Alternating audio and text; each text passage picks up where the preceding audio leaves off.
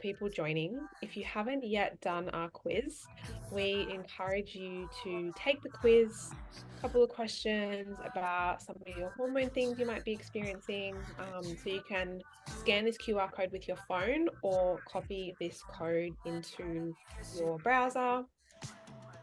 And if you have done this quiz before, then get yourself a tea, a glass of water, get yourself a notepad. There'll be lots of juicy takeaways that you're going to want to keep tonight.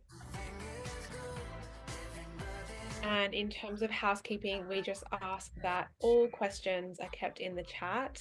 And if you could please keep yourselves on mute, that would be great. I'll pop in the quiz in the chat as well, just so you guys can grab it in there.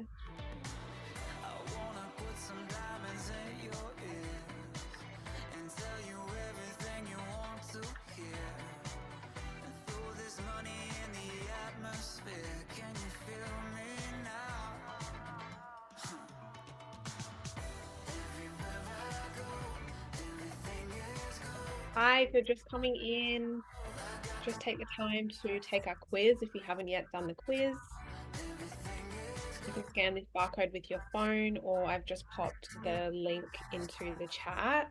And if you have done our quiz, get yourself some tea or some water, get comfy, definitely get a notepad and a pen, and we'll just wait for a few more others to jump online.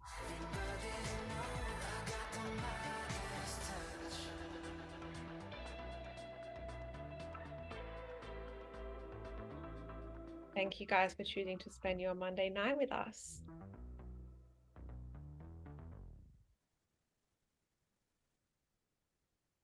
All right, if you have done the quiz, just drop a done in the chat so we can know when we can get started. We'll give everyone a few more minutes. You guys are all very on time. Thank you, Sherry. Thank you, Kaya. Or Kia. Sorry if I said that wrong.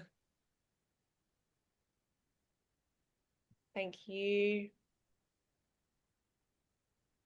Hang on a minute.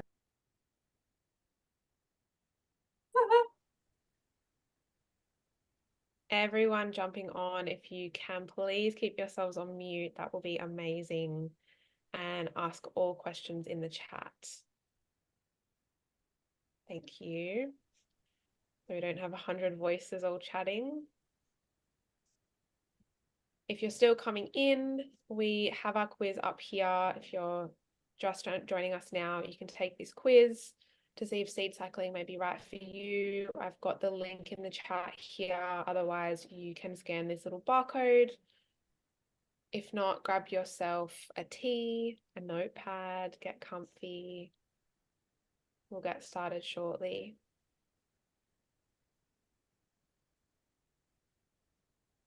We've got lots of amazing things to share tonight. And just popping a done in that chat when you're all finished. Thank you to those who have done it so far. Thank you, Chloe.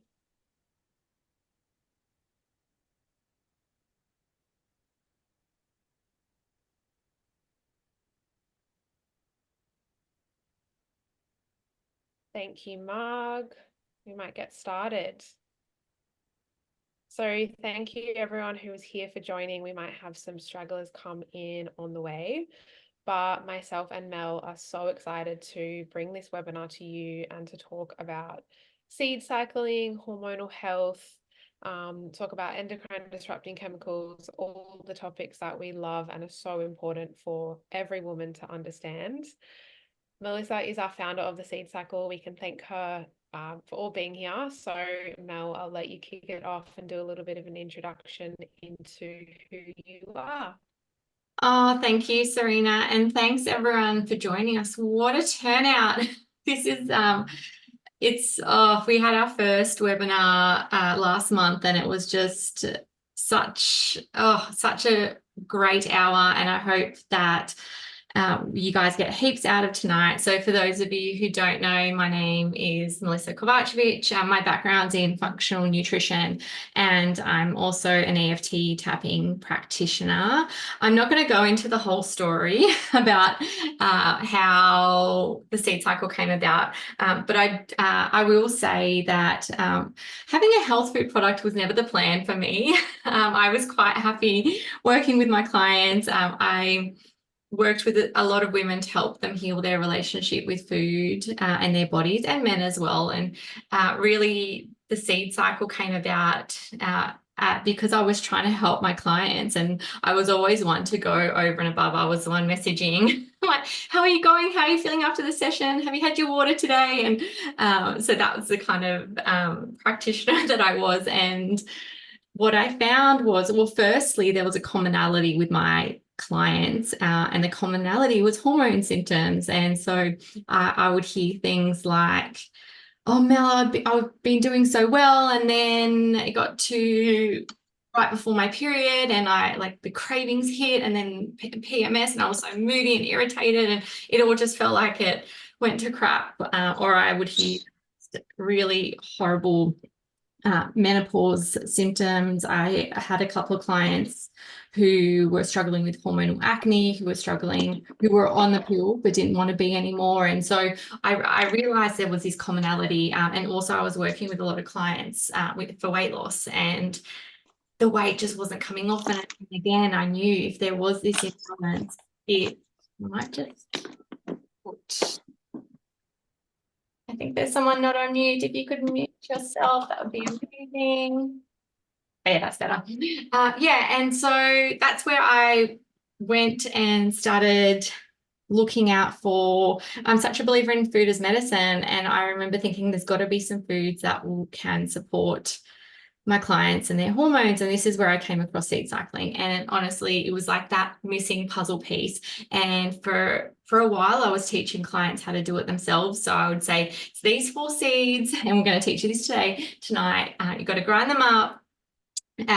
You have these in this phase, these in this phase, and we want to make sure they're certified organic, and this is why. And the clients that would go out and buy the seeds and stick to their practice, it was just that missing puzzle piece. And I saw it for a while, it just ticked off that box for me, and I felt like we were back on track with clients and getting to their goals. And then it ended up being that to make it easier for the clients who were struggling to keep up with the routine or even start, I started packaging for them. So that's really where the products come from.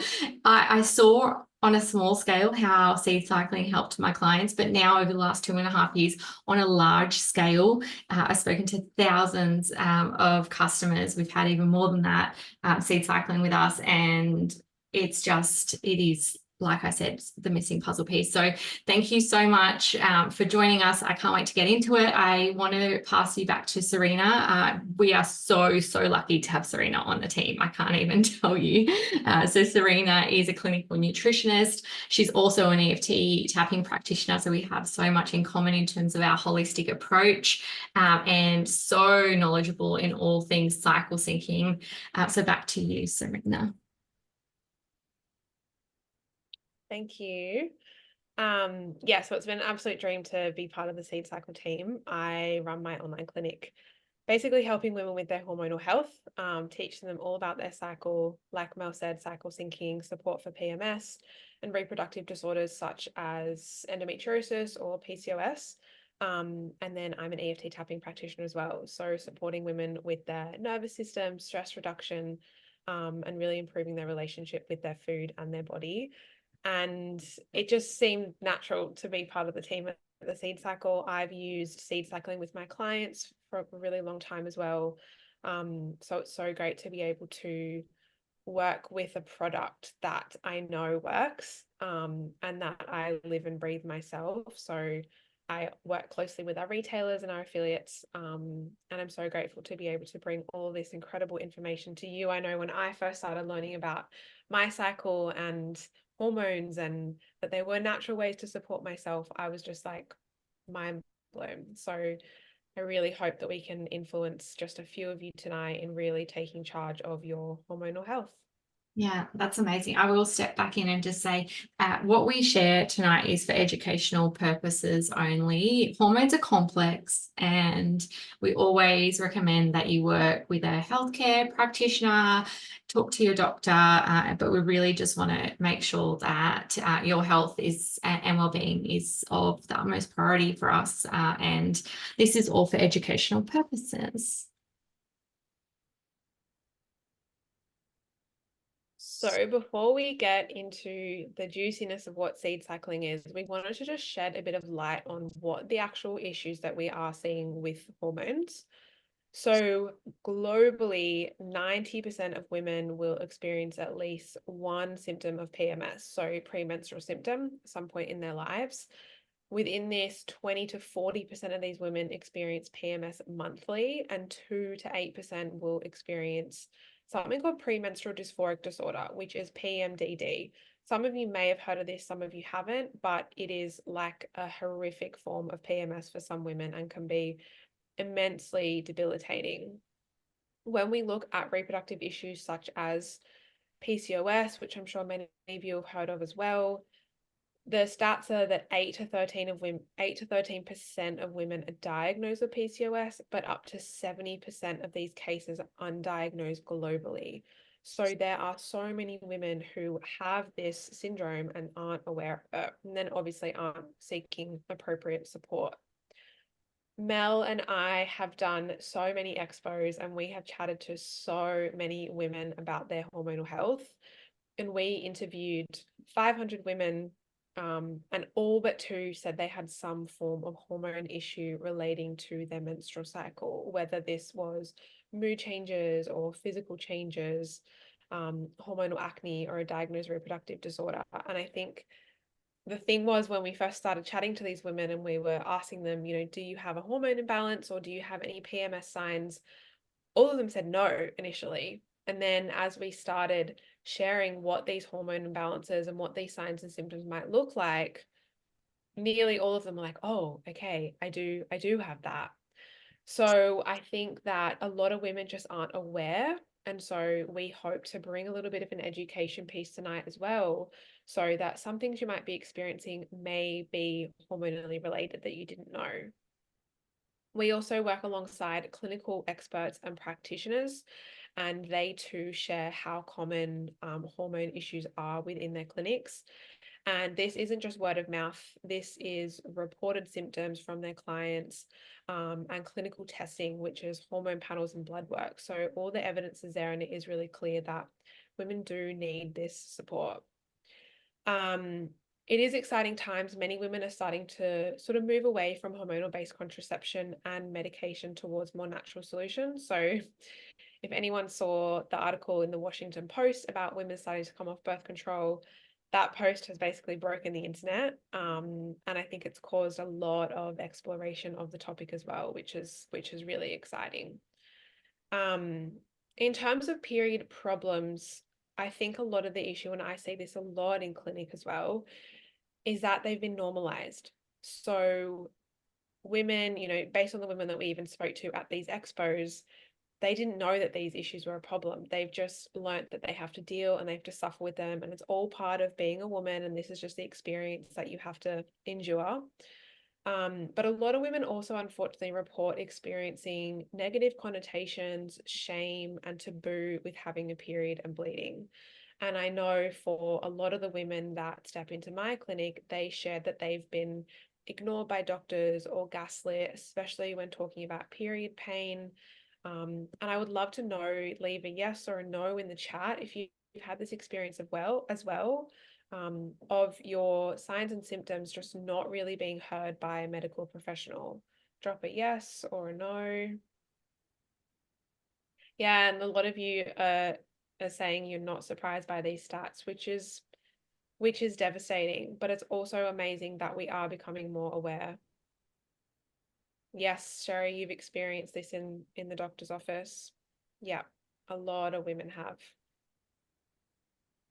We wanted to talk about the common signs and symptoms of a hormone imbalance, because as Sarina was saying, a lot of these we've just thought are normal. I definitely experienced premenstrual migraines for most of my adult life, and I just thought that was, part of being a woman, as I was told. But really, now I know that it was an imbalance and I wasn't producing enough progesterone. And luckily, I don't have to struggle anymore. And, I would love for you to share with us, do you experience any of these symptoms? Did you know that they were linked to a possible hormone imbalance?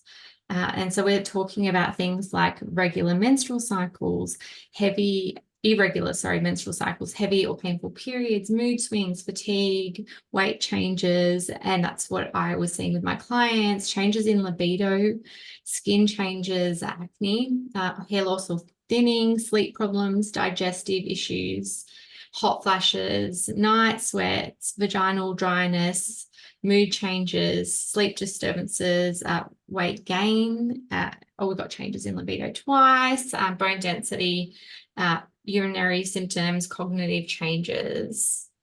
If you want to share with us, we would love for you to do that, to experience any of these signs and symptoms.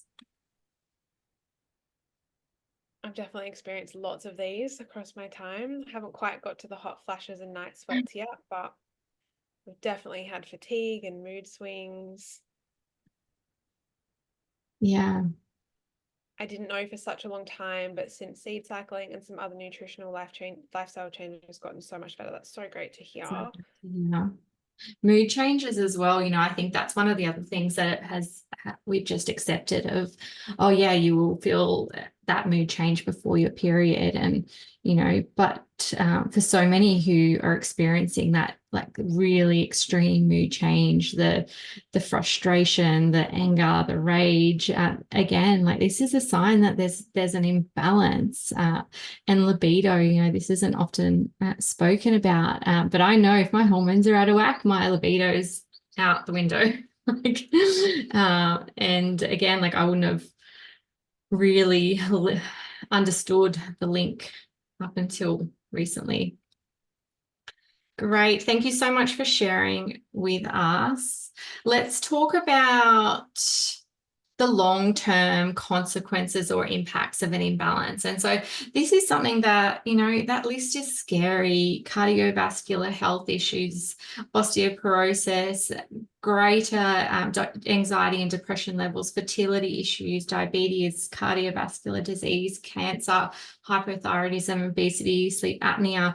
And for a while, I wasn't sharing this because it is very confronting, but I think it's important for us to realize if we are having those symptoms, those PMS symptoms on that page, that slide before, and we don't address that imbalance, then the long-term consequences are really severe and scary. And so, for those of you, or if you know women who are suffering every month with those PMS symptoms, and, they are just like, I'll get on with it and try to get through it. I think that for us, it's really important to share the consequences, and it's unfortunately, when you don't listen to those your body signals, sometimes they just then start to yell louder, right?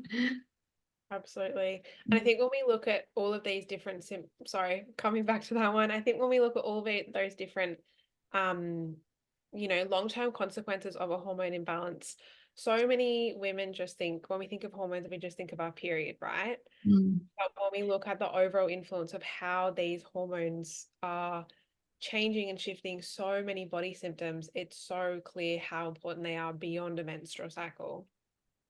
Yeah, I totally agree, Sarina. Okay, let's talk about why our hormones go out of balance, and specifically, we want to talk more about endocrine disrupting chemicals.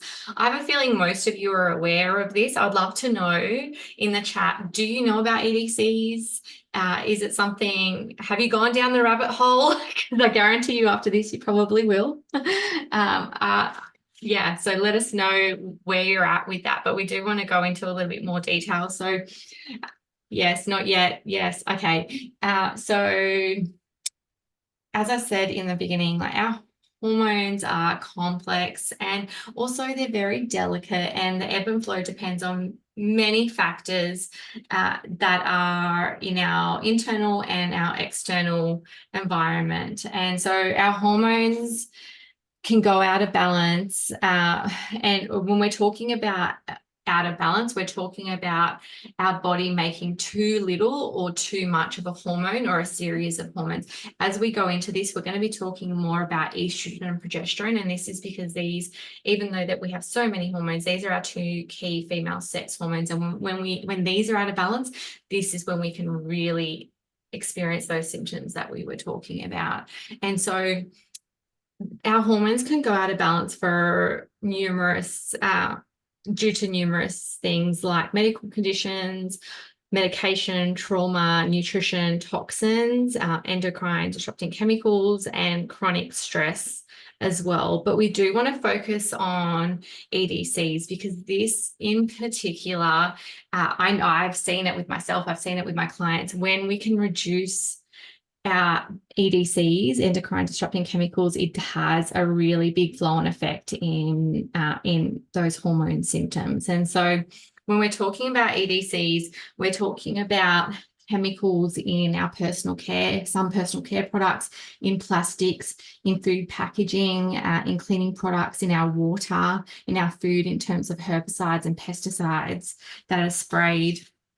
What have I missed, Sarina? They're the main ones, aren't they? They're the main ones. They're the biggest that we see. Well, I see a lot as well in clinic. And what's actually happening and how these EDCs interfere with our hormones. This diagram explains that two of the ways, and there are actually three main ways that the EDCs interfere with our hormones. So the first one is it actually mimics our natural hormone. So what happens is the EDCs can mimic the structure and the function of our natural hormones, such as estrogen. And this mimicry can fool the body into over-responding or responding at inappropriate times. So for example, for estrogen specifically, chemicals like BPAs, have you all heard of BPAs? I'd love to know in the chat, are also known to bind to estrogen receptors in the body, and they act like estrogen, potentially lead to overstimulation. Yes. And people have said BPA, definitely yes, staying clear of it. And so the other way that EDCs interfere with our hormones is by blocking the hormonal signals. And so some EDCs can actually bind to the hormone receptors without activating them. And so this is effectively blocking the natural hormone from binding and preventing it from triggering the normal cellular response. And so this again can lead to a reduction in the natural hormone effects. And then the third one is by altering the hormone synthesis and metabolism. And so EDCs again can interfere with the synthesis, conversion, and the breakdown of hormones. And this can lead to an imbalance in our hormone levels. And, I think that for a while, this, when you would speak about plastics and how they mess with our hormones, it was kind of seen as woo-woo. I don't know, correct me if I'm wrong, but now there is just so much science to show us that this is actually happening and this is a real thing. And I guess many of you have already said that you know about EDCs, but what I would love to do is share in the chat ways that you are yourself reducing EDCs in your home and in your environment. I'd love to share mine. So for me, plastics is a big one. So I just would never heat food in plastics anymore since learning about the plastics and the EDCs leaching onto my food. Like I just have that vision and I'm like, no, I'll always transfer it into a glass bowl or a ceramic bowl, glass containers and bottles. Yes, absolutely. And I also skincare and skin products and beauty products as well. I've probably done that for about almost 10 years now, where, you know, because I understand that anything that I put onto my skin gets absorbed through my bloodstream, and then my liver, my body has to work hard to eliminate those toxins. And so it's interesting because, you know, I was the one who was, you know, buying all the expensive trendy makeup, and my skin was terrible, and then made the switch, and my skin all of a sudden got better, my moods got better, PMS got better. And so the skincare, I saw a big difference. I'm always working on, you know, it's a work in progress. You know, sometimes products will sneak into the house, and it's interesting for me how sensitive I am to it now. Like if, you know, hubby goes out and buys say a washing detergent with fragrance in it, I can smell it a mile away, and it doesn't feel good. So, but we, you know, perfume. yeah, some perfume. But yeah, they're the ways. What about you, Sarina? Yeah, well, I've actually been the girl who rocks up to a restaurant to order takeaway and brings her own bowl. So I have, of course, I'm not always this diehard anti-plastic person, but I have come in with my whatever, like bowls that I normally use at home, and I have said, please, can you put the takeaway in here? But we did a big complete container overhaul at home. So we're getting a lot in here of getting glass containers. I switched my water bottle. I avoid drinking out of plastic bottles, especially plastic bottles that have been sitting in the car for a while, at all costs. Another big one is, and people often don't think about this, is non-stick cookware. We see the ads on TV where you can just crack an egg without any oil or butter and then just slide it out of the pan. But the chemicals that they use to make this cookware non-stick are immensely, immensely disruptive for our hormones. So choosing, you know, stainless steel or cast iron pots and pans is going to be so supportive. I know as well, we can't all afford organic food. It's so expensive, but there are ways of making sure. There's the Dirty Dozen and the Clean 15, I think it is, which you can just Google online, and they always show fruit and vegetables that might be a little bit cleaner from pesticides, and the others that might need a little bit more care in washing them quite well before you consume them. But you can easily make, if I go and buy, you know, apples and fruits and veggies and things like that, I just make up a little mix of vinegar and water in the sink, and I pop it all in there for maybe half an hour, and that really helps to reduce the pesticides. So I like to think of it as load. These chemicals are in everything, and it's really, really unfortunately hard to avoid them completely. So we still want to have our mental health and our sanity. So I think trying to reduce your load where possible is just going to have such a benefit on your body. Yeah, and I agree. I think that particularly washing fruit and veggies really well, like that's where I would always get my clients to start, because, you know, you can get a bit lazy with it. And even just, you know, if you're having rice, like rinsing that really well, some of those preparation methods as well can go a really long way. I saw a meme the other day, and I have to share it on the Seed Cycle account, but it was like, I can't believe I have to pay extra to not have poison on my food, like referring to organic. And I was just like, oh my God, that's what we're doing when we're buying organic. But I agree, you know, it's we're not aiming for perfection. It's where you can. And, you know, stress was one of the reasons why our hormones go out of balance. And so, you know, if you're finding this extremely stressful, then again, like that's not really the aim. We've got a couple questions there, which I'll try to answer. How can you tell the chemicals have been removed?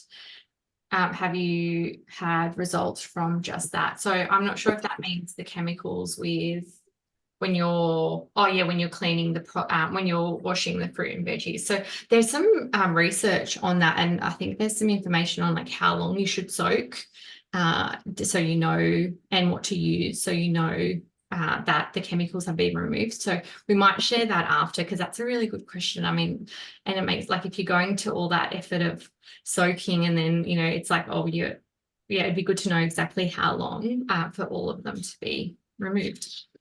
I hope that that is helpful in terms of EDCs. I hope that no one feels overwhelmed. And if you do, come and chat with us, because, if you are hearing this for the first time, like I've had clients say things like to me, like, oh, well, everything just messes with my hormones. Like it's all just too hard. And this is not what we want. We want you to feel empowered and go, hey, there are, I guess knowledge and awareness is key, but there are some simple changes that you can make that really go a long way. And when it comes to, if we're having a conversation about hormones, we need to talk about EDCs really, because of how impactful they are on our hormones.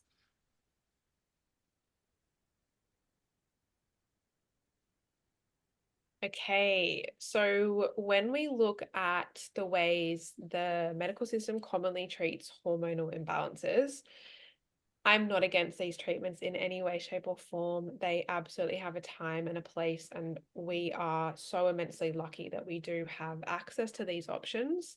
And I've written down the bottom here, these treatments may be appropriately administered under specific circumstances and conditions.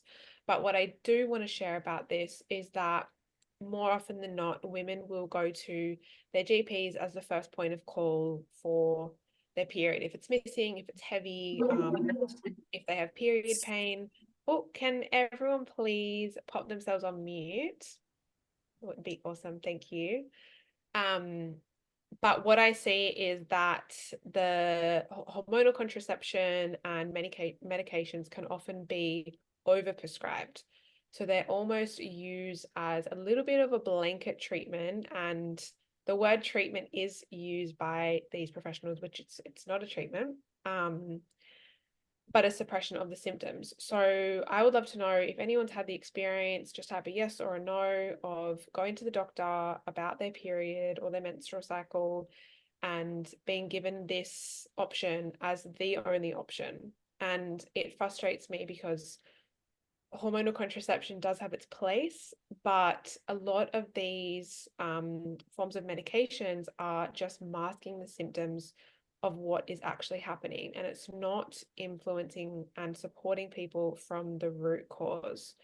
So when we look at the treatment of hormonal imbalances, it's often hormonal contraception such as an IUD, the pill, vaginal rings.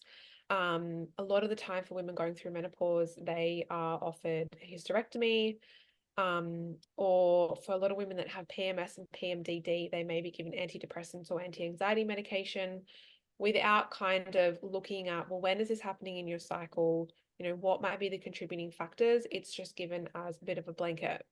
With these treatments as well, there can be numerous side effects. They can cause nutrient imbalances, digestive issues, mood and weight changes. There are cancer risks. I actually found a study which I will add into the chat. It was a 2023 study that looked at the use of oral contraceptive users. So this is often the pill. And 8% of those women had an increase in anxiety, and 24 had an increase in mental health symptoms.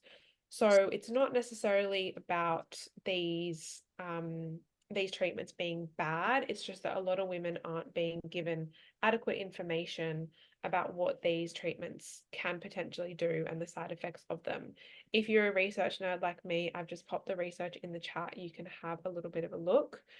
And this isn't to scare you guys, again, as Mel said, but we really want to pave a new way for women to understand their hormones and that there are natural alternative solutions to their problems. And there's a whole range of different things you can try before potentially seeking out options like the pill or vaginal rings. So let's talk a little bit now about our hormones. We're getting into the fun stuff, and this is one of my favorite topics. I would love to know, drop in the chat if you have heard of these different phases of your menstrual cycle. So your period, your follicular phase, ovulation, luteal. They have added into this chart the premenstrual as well, but just drop a yes if you've heard of these phases, or a no if you haven't. That's totally fine. There's no judgment here. Yes, amazing. Yes, amazing. So when we look at the menstrual cycle as a whole, yes, but don't know much detail. Don't worry, we were not taught this in school. I definitely wasn't taught this in school. I'm not going to go into a whole lot of detail about the menstrual cycle as a whole. I just want to give you a little bit of a gist of the hormones so that you can start to understand how seed cycling works. So when we look at the main hormones involved in the menstrual cycle, there are 5. So you've got estrogen, progesterone, follicular stimulating hormone, luteinizing hormone, and testosterone. And all of these hormones have a beautiful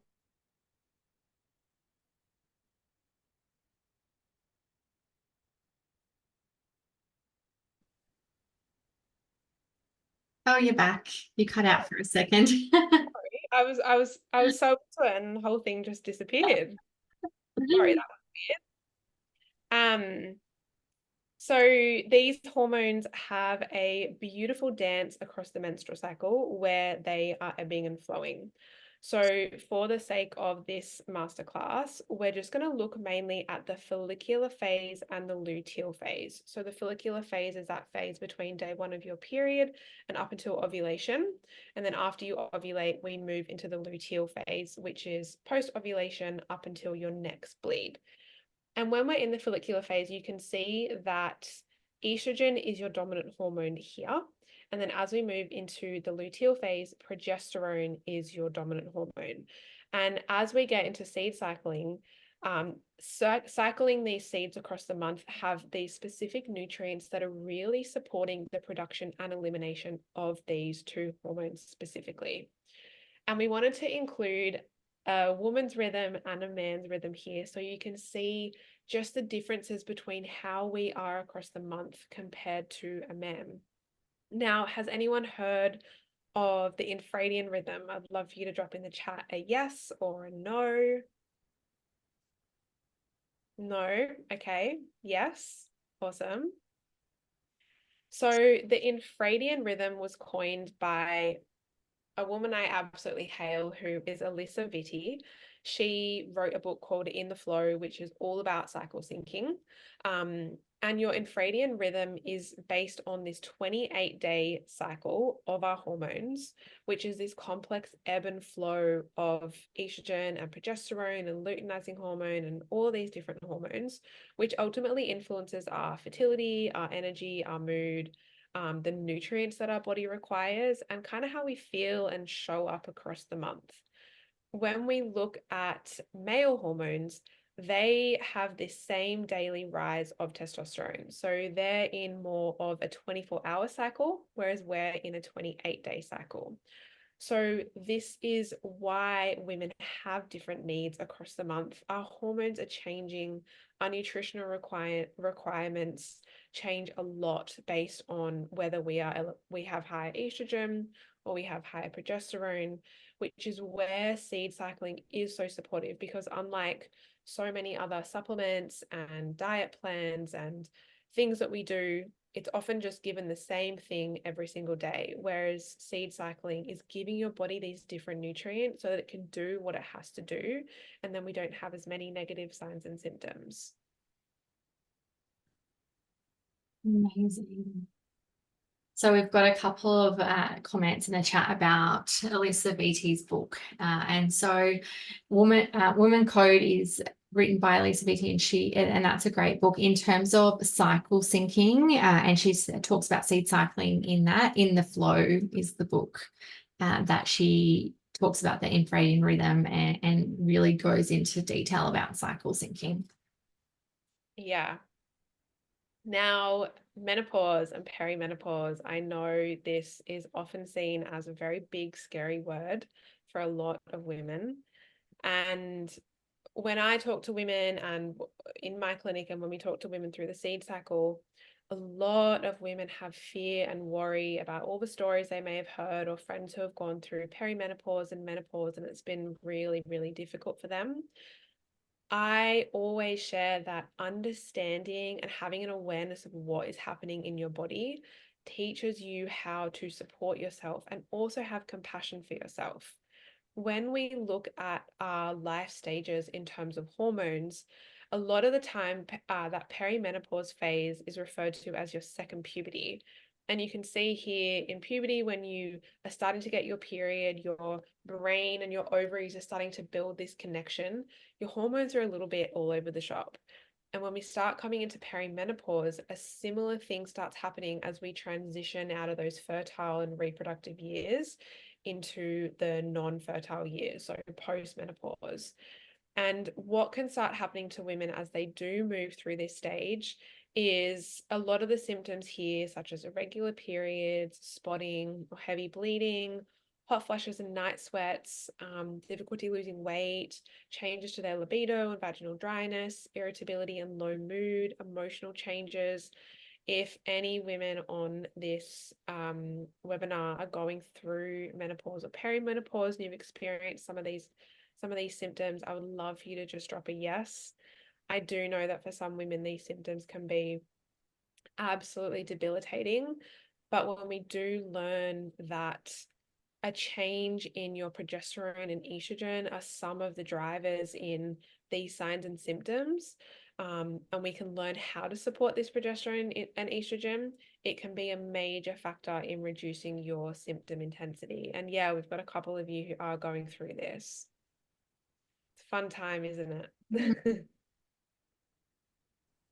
Okay, I want to talk about, so we've shared with you the differences right now. Let me just mute. There we go. So we've gone through the differences hormonally, and for me, I was firstly surprised that we had a 28-day rhythm, and I wasn't taught that. I just thought my menstrual cycles when I had my period, but also the difference between men and women, and that men operate on a circadian rhythm, or their hormones operate on a circadian rhythm, whereas ours don't. Our sleep operates on a circadian rhythm, but our hormones operate on an infradian rhythm. And so that was just such powerful information. And layered with that, something that I learned from Lucy Peach, who's an Australian author, she wrote the book Period Queen, was the differences in our energy throughout the phases. So I'd love to know, have you read Lucy's book? Have you started to, oh yes, love her, not yet. Have you started to understand and notice the different changes and the different energy that we have in each phase? And so some of you may have heard the seasons be explained for the phases, and I did that. That kind of helped me understand it, but this is really what was a game changer for me. So Lucy talks about, she gives 4 words that describe our energy in each phase. And so she talks about our menstrual phase, which is day 1 of your period, as our dream phase. I love that people have already read it and said game changer, because I feel like everyone needs to know this. And so she talks about our menstrual phase being our dream phase. And so this is all about this phase is about introspection, about creativity. This is where the groundwork for future plans and dreams are laid. And so I did find that in my menstrual phase, I would turn inwards. I was daydreaming more, and it was easier for me to access, I guess, my imagination and creativity. And also it's easier for me to set goals during this time. And so this is what I do now in my menstrual phase. And then Lucy talks about our follicular phase, and she explains this as our do phase. And so this is where sometimes it can get confusing, because our follicular phase can also mean or be described as the whole first half of our cycle. So from day 1, should say, to 14, and not 13. So from day 1 to 14. But really, when we're talking about the 4 phases, and when Lucy's talking about the energy, she's talking about the follicular phase in terms of after our period. And so this is our do phase, and I feel this energy so strongly. And so this is where our energy levels rise. It's time for action, productivity. It's making those dreams into a reality. For me, this is where my perfectionism shines through. I don't know if anyone else notices that. I'd love to know, but I'm like, I want to get shit done. I want to get it done perfectly. And before, I used to mistake this do energy as as anxiety and overwhelm, and I would take on too much because I'd just gone from this dream state to this huge amount of energy, and then I would burn out. Whereas now, understanding this, I know, okay, I'm just in my do phase, and this energy is great. I'm going to use it to get shit done, but I'm not going to take on too much. And also, if I am in this perfectionism, it's because this is this energy, and really having that awareness has been a game changer. Lucy talks about our ovulation as being our give phase, and this phase focuses on nurturing, giving back to others. We have the emotional depth and empathy heightened during this phase. And for me, this is when I find myself, I don't care about my to-do list anymore, and that energy's gone, but I want to go out to dinner with my friends. I want to cook for my family. I find even workshops and webinars like this a lot easier when I'm in my ovulation phase. I feel articulate, I feel sparkly. And I can really give a lot of myself. And then our luteal phase, and Lucy talks about this as our take phase. And so this is a period of, this is where we can prioritize a period of self-care, taking what we need and recognizing the importance of replenishing our own reserves. And so for me, and I know for so many women I speak to, this our luteal premenstrual phase is really tough. This is where a lot of self-doubt can come in. This is where our energy can be lower. This is where, for me, prior to understanding this, I would go and do a speaking event and feel like I wasn't very articulate, and I'd be really hard on myself, or I'd go and try to do a gym session and I would just feel like I couldn't really do much. And then again, it was like all the reasons why I'm not good enough. But now I know it's because my energy is different in this phase, and so I can do what I need to do to take for myself. And so for me, I'm in my luteal phase right now. I have a lot of we've got this, and I've got a lot of podcasts this week, and so this means just in between going out in nature when I can,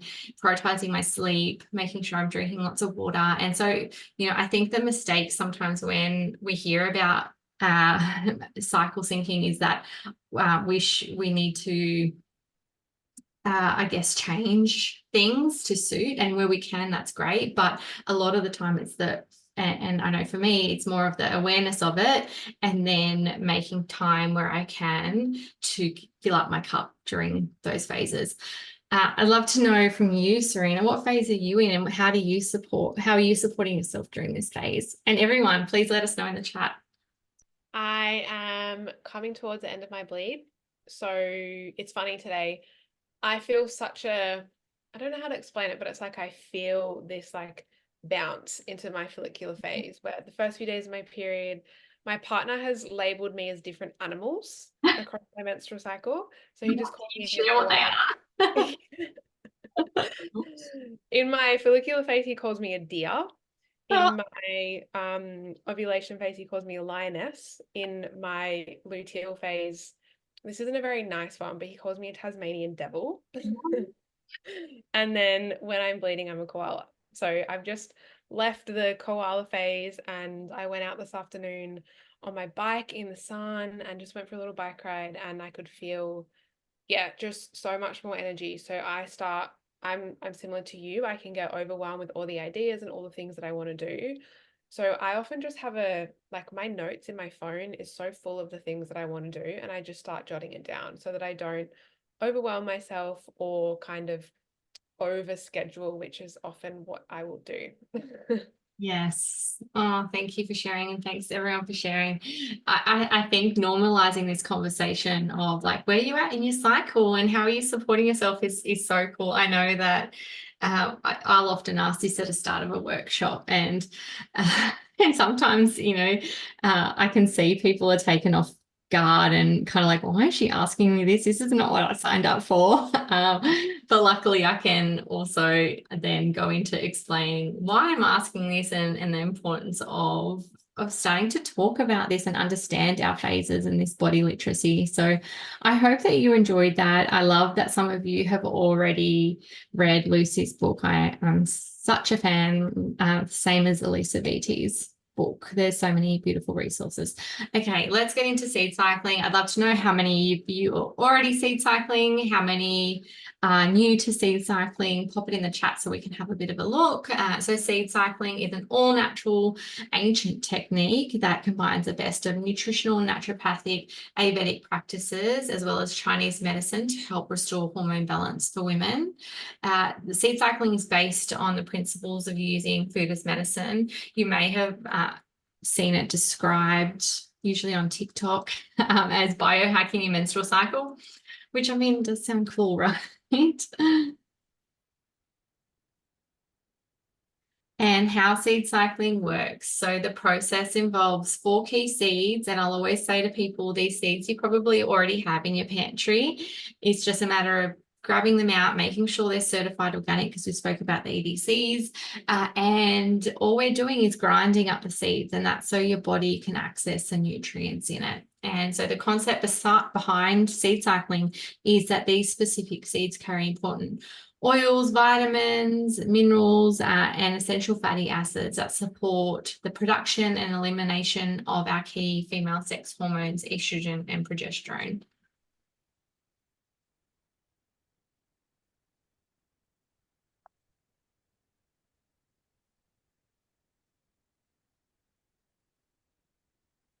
Okay, so when we look at seed cycling for hormonal harmony and vibrant vitality, I think the thing I love so much about seed cycling is that it can support women wherever they are in their reproductive years. So we can use it as this food as medicine practice to support PMS symptoms and irregular periods. If you're wanting to achieve pregnancy, supporting fertility and conception, if you're on a different kind of journey of supporting weight loss, it can help you with that. Hormonal acne and skin breakouts, teens and going through their puberty transition. I love this so much, and we have seen a lot. We work with a couple of people who create circles for teens and teach them about their menstrual cycle, and getting teens on seed cycling is just so powerful because they're learning about their body, they're learning about how they can support themselves with food, women who are going through menopause, and also women who are transitioning off synthetic birth control.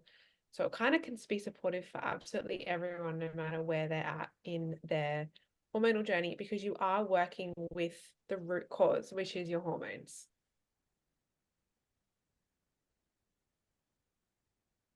Okay, so we want to give you some detail around the phases and the nutrients in the phases. And so this is the real juicy stuff. This is what people want to know, like, well, what is in these seeds and how does it actually work? And so in our follicular phase, this is when we're having flaxseed and pumpkin seed, and flaxseed is the most well-researched seed, particularly when it comes to estrogen metabolism. And so flax seeds are rich in lignans and omega-3 fatty acids, and this is what can help with estrogen metabolism and support overall hormone balance.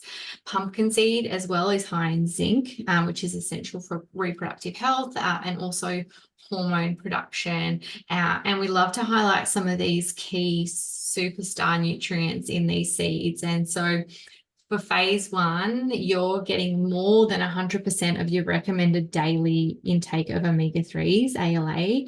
You're getting 25% of your daily magnesium, 14% of your daily manganese, 12.5% of your daily zinc, 7% of your daily iron, and 6% of your daily selenium. And I just, we talk about these seeds as being nature's multivitamin.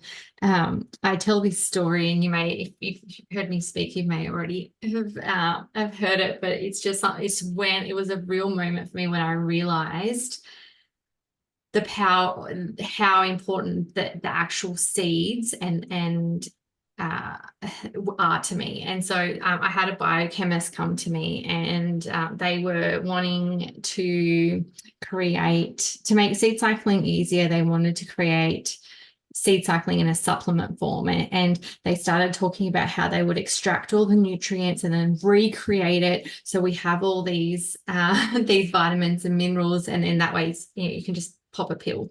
And my whole body just said no, because the power of seed cycling is that it is nature and our bodies recognize these nutrients. And so that's where the integrity of the seeds are really important to us. And we go to great lengths to ensure that the freshness, to ensure that we go through a cold milling process so it doesn't disrupt any of these nutrients. We also test the products for any heavy metals, and we want to just make sure that you are getting all these nutrients. Okay, and then phase 2 is our luteal phase. And so phase 2 is sunflower seeds and sesame seeds. And in particular, sunflower seeds are high in vitamin E. They give us 47% of our daily vitamin E. And it's interesting because the feedback that we get just on a regular basis from people starting seed cycling is within the first month, they'll say to us, oh my goodness, my skin feels so bright. It feels so, it feels vibrant. I'm not having the breakouts. And I do think that a lot of that has to do with this vitamin E. Vitamin E also acts as an antioxidant and supports hormone regulation. Sesame seeds as well are rich in lignans, beneficial fats, and they also support hormone balance and overall health. And again, like 20% of your daily magnesium, 10% of your daily calcium, 9.5% of your daily iron, 6% of your daily selenium, and 6% of your daily zinc.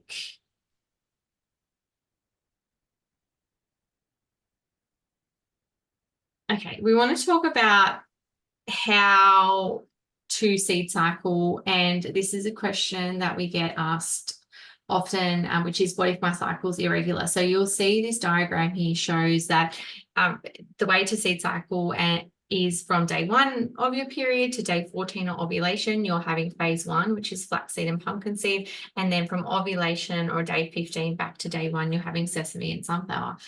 But for a lot of our clients, probably for some of you guys, you may not have a regular cycle. You may be going through perimenopause, so your cycle's irregular, or you no longer have a cycle. Like I said, you may be on the pill, or you may have PCOS or endo, and again, not having a regular cycle. And so what we do then is we use the moon phases. And I think this is where seed cycling was kind of put in the woo-woo world, because I know sometimes when I bring up moon phases, I can see people backing away like, oh no, this is a little bit too much for me. But what I'll say is that women throughout history have used the moon to regulate their cycles, to support fertility. And our dominant rhythm, if our cycle is regular, will be our menstrual cycle.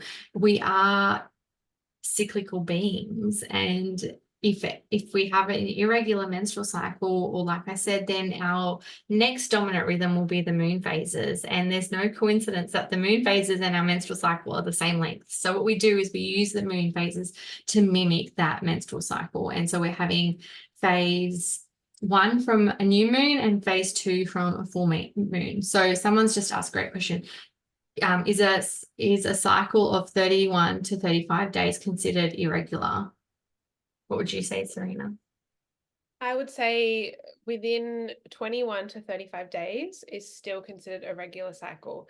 It's more so if you see a drastic change. So if your cycle has been 28 days for years and then suddenly it's 35 days, then that would warrant looking into it a little bit further. But if it's always been around 31, 35 days, then that can still be considered normal. Yeah, and so then I would seed cycle with your own menstrual cycle. 25 days is another question. Almost all symptoms have almost disappeared. My cycle was quite short, around 25 days. Yeah, same as Millie's question. Between 21 and 35 days can still be normal.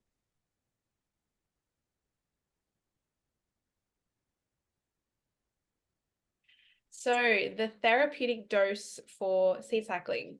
Now, me being a little research nut have tried to find all of the research as to why we use this 1 tablespoon of each seed ground daily. This has been the therapeutic dose used in traditional Ayurvedic and Chinese medicine I cannot find out when they first started or why, but this is also what they are using in the current research, which we're going to touch on a little bit soon, and also used by hormone experts. So Dr. Jolene Brighton uses this 1 tablespoon of each ground daily as well. So when we are taking it, you are taking the seed depending on which part of your menstrual cycle that you're in, and you can consume it daily with food such as yogurt, salads, soups, or smoothies. I love mine every day in a little bit of Greek yogurt. But we do want to share as well that whilst mild hormone balances may benefit greatly from taking seeds, seed cycling is not alone likely to solve more of the complex issues that may be associated with your menstrual cycle, such as infertility, blocked tubed, or advanced endometriosis.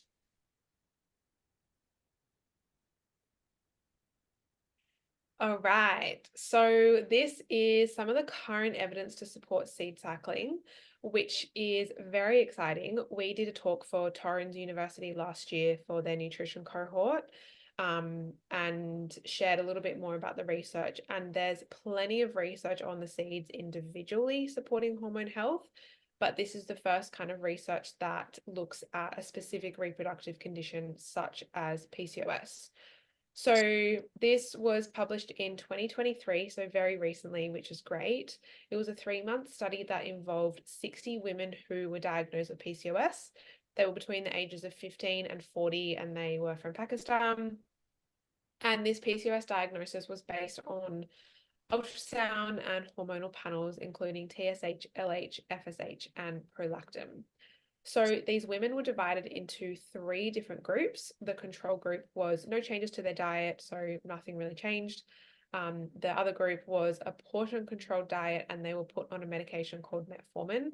So this is a drug that's commonly used to treat PCOS and insulin resistance and has multiple side effects from it. And then the third group was a portion-controlled diet that also was seed cycling. And the results were pretty profound from 3 months of that seed cycling. They used the therapeutic dose that we talk about. They ground the seed, so it was all consumed in the same way that we recommend. So there were benefits to weight management. So there was an overall reduction in body weight for the seed cycle group. The greatest reduction in body weight was for that group. Shifts in their hormone balance. So for people who have PCOS, there's often an imbalance with FSH and LH, which were some of those hormones we chatted about very early on in the presentation. But FSH and LH had reductions, which was great. In terms of cyst degeneration, so those cysts that we would see on the ovaries in polycystic and PCOS, before and after ultrasound images were shown. And although they didn't do these imaging in this research study, they did it in a previous study.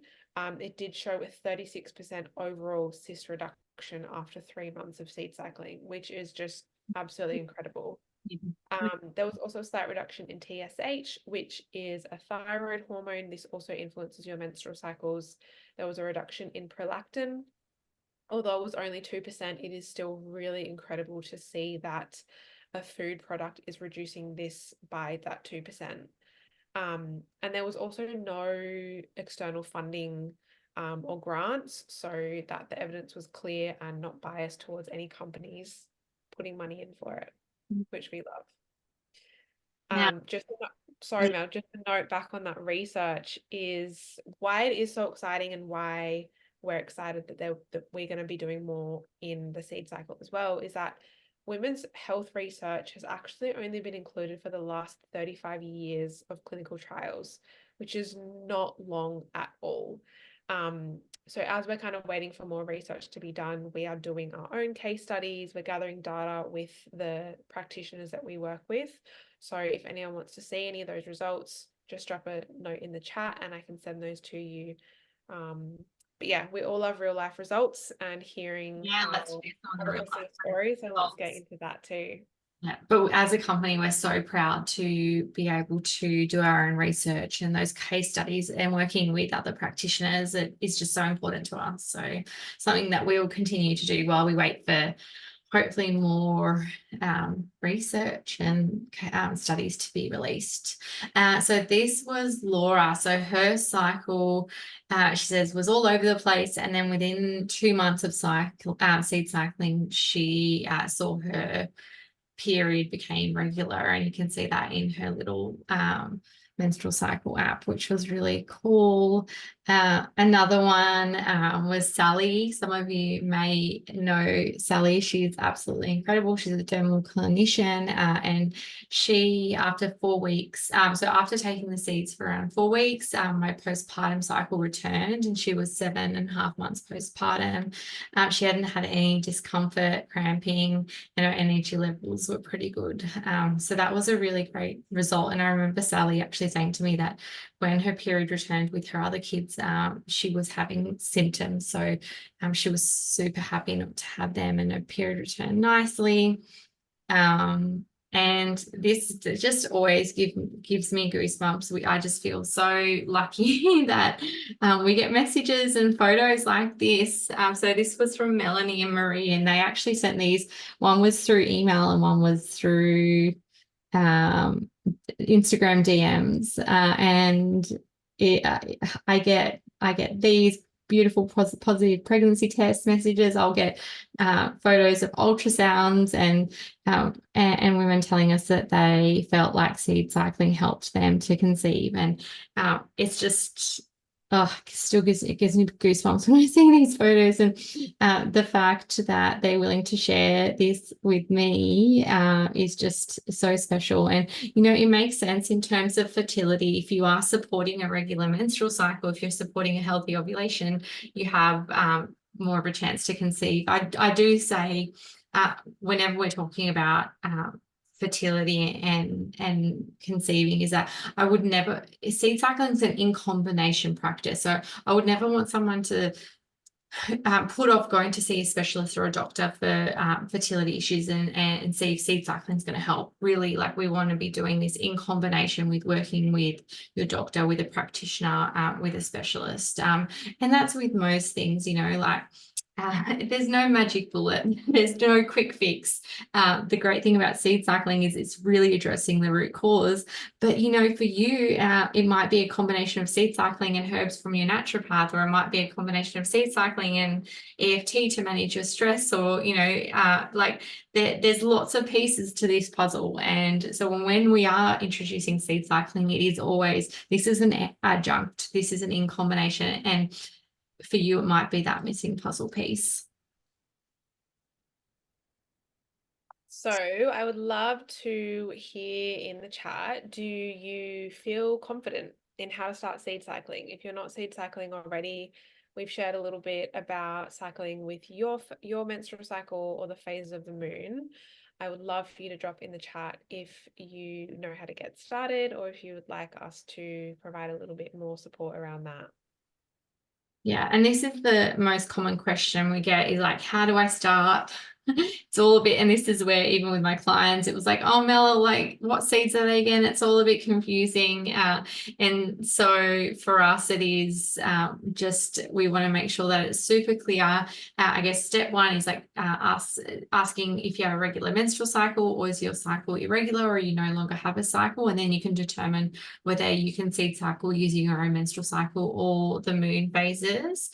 And then from there, work out where you're at in your own cycle. And so I'll say to people all the time, don't wait until day 1 of your period. That might be 2-3 weeks away. Start where you're at. So if you're at day 10, start with phase 1 for a couple of days until you get to day 14, and then switch to phase 2. Or if you're on day 20, start with phase 2 and then continue phase 2 until you get your period, and then switch to phase 1.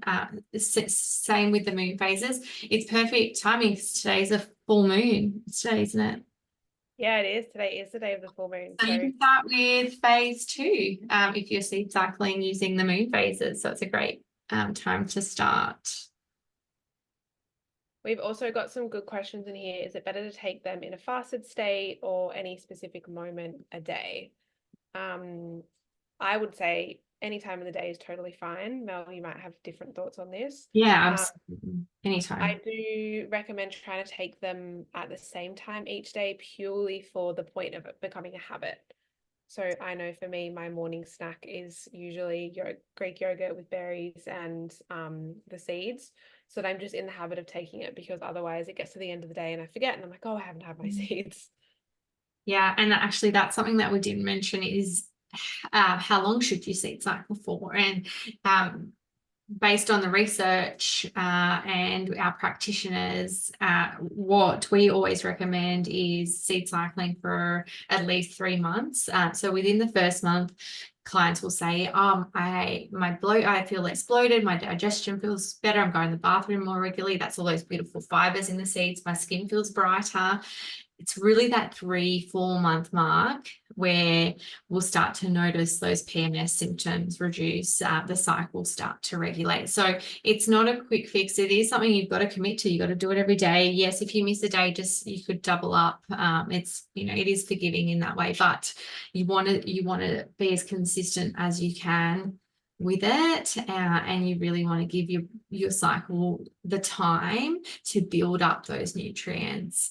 The protocol for getting off the pill is quite specific as well, and we follow Dr. Brighton's work on this, and so she prescribes seed cycling to her patients for at least 3 months before they're going to get off the pill, and that's to prepare their body and prepare to build up any nutrient depletion, to help the body remember that cyclical rhythm, and then continuing when you get off the pill. So that's something that we talk about a lot as well. Okay, so I want to share with you our products. So we have our 1 month pack, and so this is our phase 1 and phase 2 containers. And so all this contains is our flax and pumpkin seed in phase 1, sesame and sunflower, and you can actually see what the seeds look like there, because a lot of people say, well, what does it actually look like? And so we just grind them up so your body can access the nutrients. Like I said, we have a subscription, which is really great because it works out to be cheaper, and then it helps you stick to the routine, because well, I've got seeds coming next month, so I need to make sure I get through mine this month. The subscription also allows you to switch products as well. So say 1 month you want to use the phase 1 and phase 2 seeds, and then the next month you want to try our bake mixes. So we have a brownie mix, which has got the seeds for phase 1, and a biscuit mix with the seeds for phase 2.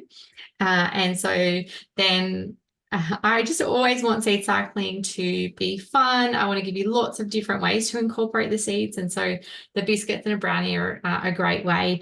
I know we're running out of time, but a quick little story. So I developed these biscuit and brownies really early days when I was trying to test seed cycling with people, and my sister-in-law had just gotten off the pill and her skin was just really broken out, and her period hadn't returned. And I said, oh, can we try this seed cycling thing I've been reading about? And I said, we've just got to add these seeds into a smoothie or on top of yogurt. And she would say to me, oh, no, I don't really like smoothies, and I don't think I'd like it on my yogurt. And she was being really fussy. And I said to her, what if I hide it in a brownie like I do my kids? Will you eat it then?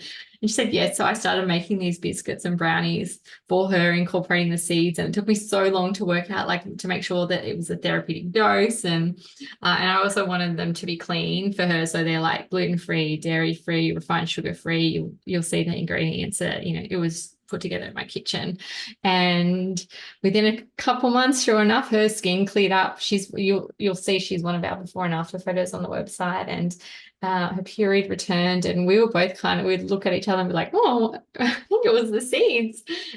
So that's where the biscuits and brownies came from, and we haven't announced it yet, but I'd love to share with you guys because it's just so exciting. We have another 2 products coming hopefully really soon. I've been working on these for so long, and we finally got it right. So I have a seed cycle protein mixes coming out. So I use Inca Inchi and hemp protein, which are just the best sources of protein in my books. There's camu in it, which is a vitamin C, and super excited about that. So they'll be added to a subscription as well. Oh, thank you. It's just, I can't tell you how exciting it is.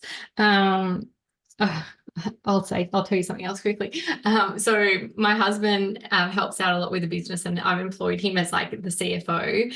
And so I've had to, having a new developing a new product's expensive, and then launching a new product's expensive. And so it's been like up to him to give the final, okay, like we've got enough money to launch it. And then and he's kept saying, no, we don't. And then I've said to him, it's like, I've used this analogy. I'm like, it's like I've been birthing a baby and I'm ready to have this baby and you're not letting me push. And I can't hold it in anymore. And he's just, yeah, didn't understand. But I was like, that's what it feels like in my body. I'm ready for this to be out in the world. So we're not far off, and it's very, very exciting. So exciting. Thanks, Sarina. We've got heaps of recipes on the website and on our socials. So there's really fun ways that you can incorporate the seeds. It's like you can make seed snaps. You can make smoothies, and we'll have our own soon, which is amazing. You can make bliss balls. So we can link to all of these as well. But yeah, I want to answer any final questions. I do want to also offer you all a $10 voucher to just as a little gift to you, to say thank you for joining us. Thank you for watching the replay. And so you can use the code 10voucher, and that's going to give you $10 off the website. I do also want to take the opportunity to introduce our mini consults with Sarina. And so this is if you are looking for more support, if you have those questions about like, when should I start? Is it for me? Hopefully the quiz has helped, but I know, you know, there can be other questions. So you can use, hopefully that code still works. I didn't check it, but you can go to the website, and Sarina still put it in the chat. You can go and book in a mini consult with Sarina. And I've also added in, we created a seed cycle tracker. So for a lot of people, this is a tracker you can print on your fridge. It's not to be used instead of a menstrual cycle tracker. It's more of a tracker just to tick each day so that you know you are taking the seeds. But the feedback from this has been that you can, print it, put it on the fridge, and then make sure that you're ticking it each day and not missing any days. But if you have any questions about what we've discussed tonight, seed cycling, hormone health, book recommendations, anything along those lines, drop it in the chat and we would love to answer any questions. Thank you so much for joining us. Thank you, Sarina, for hosting and everything you shared with us. I hope you are inspired to start seed cycling, to understanding your cycle, to supporting your hormones naturally. And like Sarina said, we're always here to answer questions, and also keep us updated. We love to know how you're going. And thank you, everyone, saying it's been awesome. Thank you so much. Enjoy the rest of your night, and we'll hopefully chat to you all soon. Bye. Thank you, everyone. Bye.